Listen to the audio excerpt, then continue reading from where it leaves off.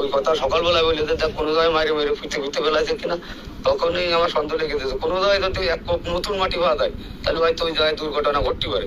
এবার আইসে ই করে এবার এনেছেন ওই ইসির সবেদার ঢাল ওই যেন মাটি দিতে পরে ধুলাইতেছে।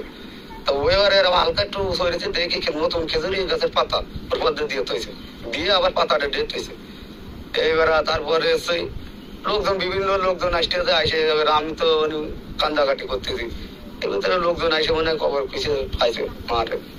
গতকাল রাতে মনিরুল মানে এনার যে আমার যে জামাইয়ের সাথে বিয়ে হয়েছিল তার ভাই কুচক্কা রাত 11:30 বাজে তখন হচ্ছে আমার ডাক দিচ্ছে, ডাক দিয়ে বলতেছে কি সোনাবানরে তো পাওয়া যাচ্ছে না, সোনাবান কোথায়, ওর তো কালকে মামলার বিষয়ে লোক আইসে পুলিশ আইসে আনটান, তা কালকে বসাবসি হবে তোরা এখানে থাকিস।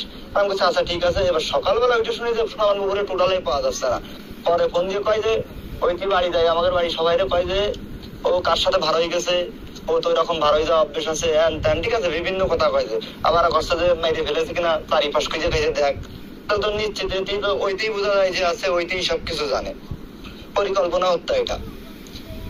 আমরা অন্য কিছু চাই না, লাশের প্রতি লাশ চাই বা এর মধ্যে আমরা বিচার চাই, আমরা অন্য কিছু চাই না।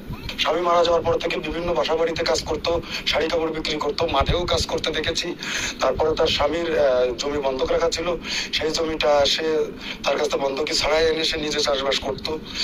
কিন্তু আজকে যখন জুম্মার নামাজ পড়তেছি মসজিদে, একজন বললো যে সোনাবান যে ব্যক্তি মারা গিয়েছে তার নাম সোনাবান, বলছে সোনাবানকে নাকি মেরে ফেলেছে। আনন্দ কোথায় বলে বাড়ির পাশে নিয়ে পুঁতে রাখছে। অল্প একটু দেখা গিয়েছে, পুলিশের জন্য অপেক্ষা করতে তারা উঠায়নি। নামাজ শেষ করেই খাওয়া দাওয়া না করে ওখানে আসলাম, এসে দেখলাম যে সত্যিই মৃতদেহ ওখানে আছে।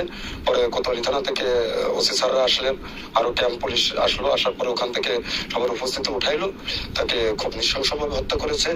তার বাম হাতটাও পোড়া দেখছি, তো এটা কিসে পড়ছে তা জানি না, মুখটা জখম আছে।